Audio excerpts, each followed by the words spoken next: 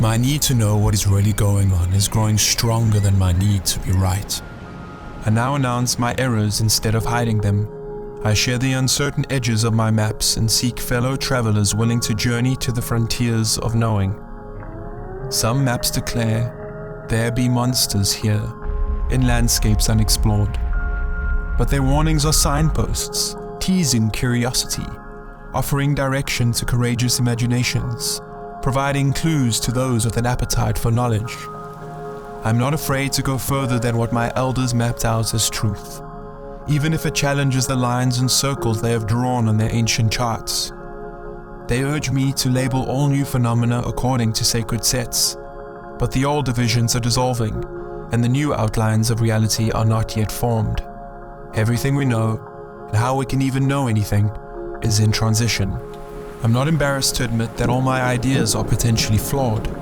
So, feel free to question and criticize me. Help me to find all the holes in my story.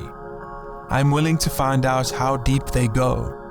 I will dig, or crawl, or fall into them, and meet whatever hard reality lies below. Some holes seem to be ideal for planting the seeds of speculation. Some are cavities that can be filled and serve as sure foundations. Some lead to caves that offer shelter where I can rest a while. Some are entrances to dark tunnels that open onto strange ecologies swarming with new species of insights into the nature of reality. I am willing to hollow out all the holes even further, asking the questions that remove the remaining misconceptions, superstitions, and lies that still cling to the sides. In this way, I can reveal the shape of each hole's potential and decide what to do with it. Admitting my ignorance allows me to become vulnerable to the information around me and open to the stories of others, with all their own holes.